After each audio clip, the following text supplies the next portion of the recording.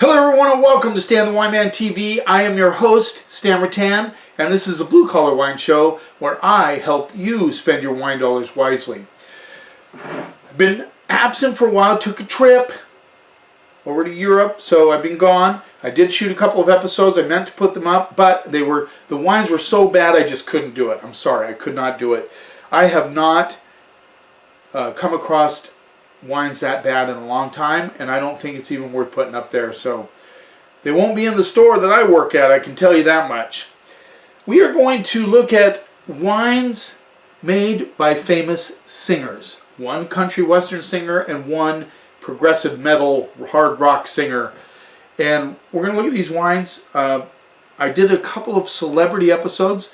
Actually, a couple of them really took off, so I was excited about that. Some people are very interested in that sort of thing.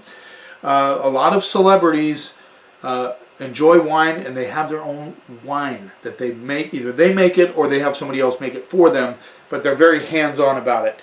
So we're going to get started right off the bat. I'm wearing my Seahawks jersey. Of course, Bobby Wagner doesn't play for the Seahawks anymore. I'm not sure if he's even playing. Anyway, they won against Detroit. It's a high-scoring game. Seattle pulled it off, and they are now 2-2, which, I don't have high expectations for the Seahawks this year, but it was a very exciting, high-scoring game. And, of course, Panic Pete, he waited, Detroit came screaming back, but Seattle held on. Let's get started right off the bat with the 2019 Z. Alexander Brown Uncaged Cabernet Sauvignon from California. This is Zac Brown's wine. He is a country western singer. I am not very familiar with him because I don't listen to country western, but that's okay.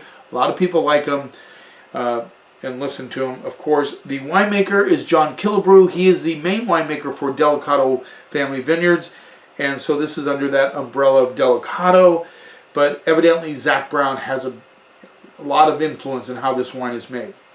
$16. Country western singer. Give this a little rinse. Excited to try this. I reviewed his red blend a while back, like that one. So let's see how his cab is. Color, well, dark, as you would expect a cab to be. Let's see what we get on the nose. Definitely dark cherry and currants. Get a hint of chocolate. Kind of has a dustiness to the nose, which is interesting. Licorice coming through. Let's see what we get on the palate.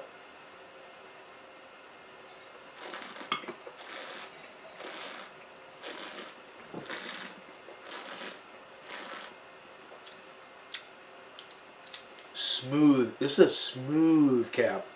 I mean, the tannins are silky. A little bit of, get a little bit of attitude on the back end. Nice currant and dark cherry notes up front.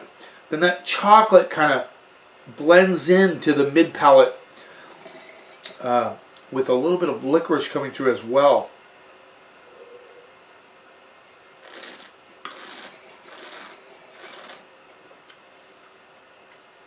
Spice notes on the backside. Nice little kind of white pepper, black pepper spice notes. Comes from the oak. I mean, $16 has a little bit of oak on it, but it's not heavy oak. It's very balanced. Nice wine. This is a 10 in the delicious category. This is one of those cabs, if I were recommending, somebody said, I just need an easy to drink, nice cab. This is it, guys, $16. Yeah, I'm impressed with this wine.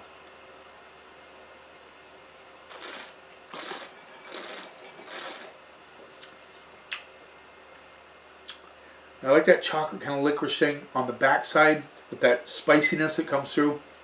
This has some complexity. This is a delicious cab, easy to drink. It's not a chewy cab. It's not an ageable cab. I would not age this very long. I would maybe a year or two.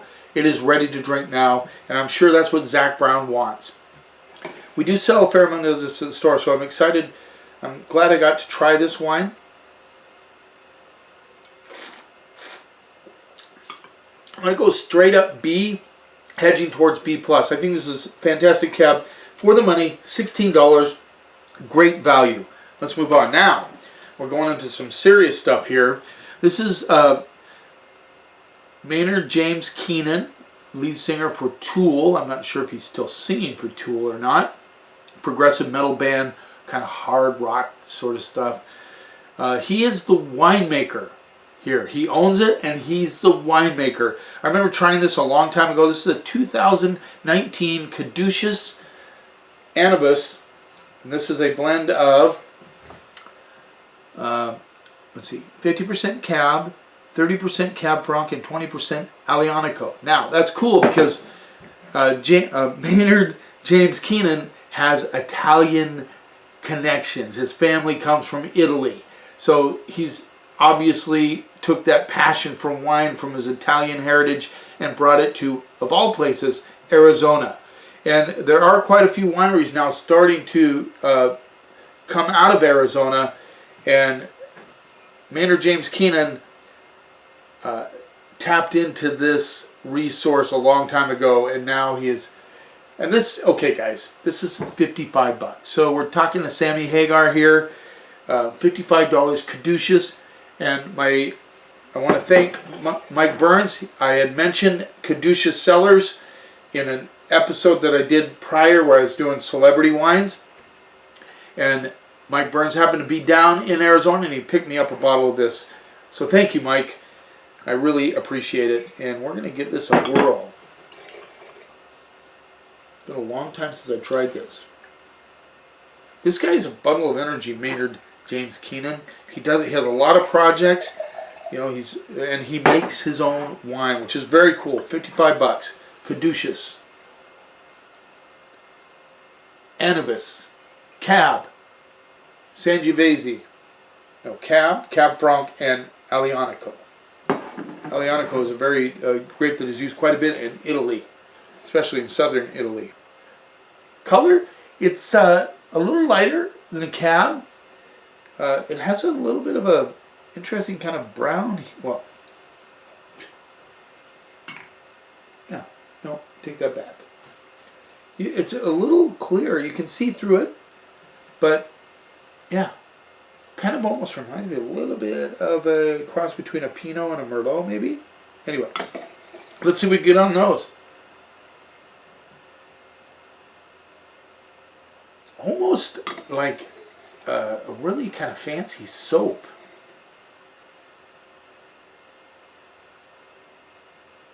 Little rose coming through, rose petal.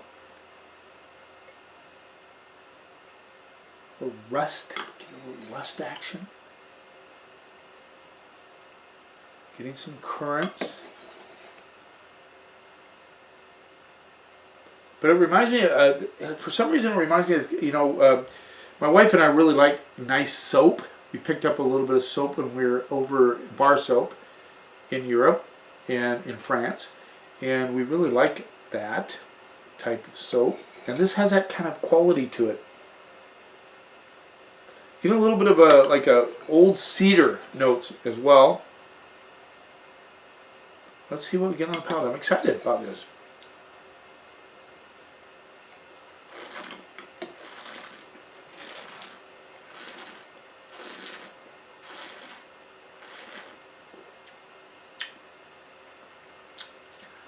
Little meat marinade, currants. I get a little bit of a rustiness, which is really cool.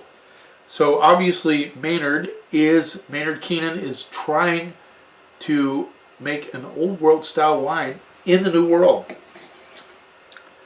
I get, yeah, that rustiness, kind of meat marinade, currants.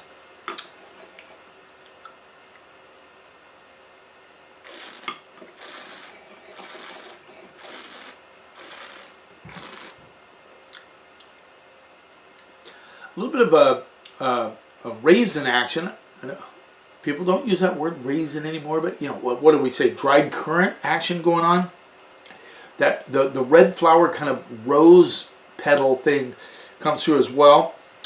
This is an interesting wine. Very complex, very old world. It kind of reminds me a little bit, just a little bit of a Barbaresco.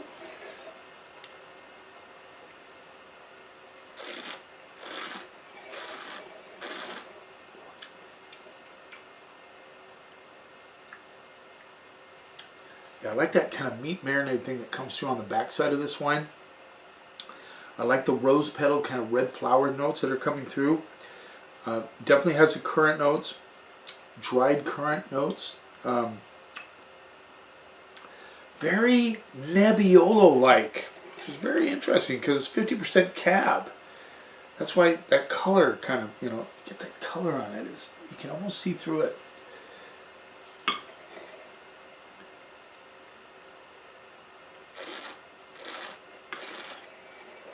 These babies are hard to get. He doesn't make a lot of this wine, but I like it. It has some depth to it. This baby will age. Good acidity, nice balance, good integration of fruit, tannins, and acidity. This is 2019. I definitely would put this away for 5 years easily. I think it has that ageability to it, whereas Zac Brown, his wine is like ready to drink now, which is okay as well. This is long finish on this baby. I mean, long finish. I don't even listen to Tool, so I'm not trying to smooze up to anybody. I'm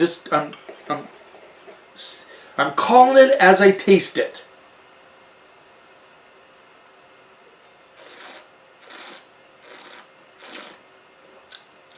Yeah, it has that kind of New World love, that kind of dried currant thing going on, but then it has that nice, very subtle rustiness that you would get out of a Nebbiolo. Aglianico, obviously, I think it's been a while since I've had an Aglianico. I should do an Aglianico episode. That would be fun to do. Very nice long finish. I get a little bit of like I said, that rose petal with a little bit of like a dried bark action as well. Nice job. I mean, this, Maynard James Keenan, I think the first time I tasted this wine a few years ago, wasn't quite as excited about it, but I like this wine. I think it has a lot of good qualities to it. It's very complex. I'm gonna go 8 minus 8.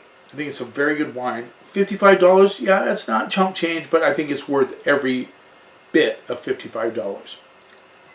There you go. Thanks for taking a little time out of your day. I hope you enjoyed this episode. Make a comment. How do you feel about celebrity wines, or these celebrities that get involved in wine? You think, like you had George Clooney did the tequila, right? And then he sold the Casamigos. He sold it. But a lot of these guys, a lot of celebrities are getting into the wine business and they're staying there. Drew Bledsoe with Doubleback. He's quarterback. Now he owns a winery. Good. He gets a lot of big scores. These guys stick with the wine. Not like the booze, they stick with the wine. Anyway, if you haven't subscribed to my channel, please think about it. You'll get to know when I'm putting up an episode. My next episode coming up, I believe, is going to be about the main table wine of Northern Italy, Barbera. I'm excited to do that episode. You keep watching, and I'll keep helping you spend your wine dollars wisely.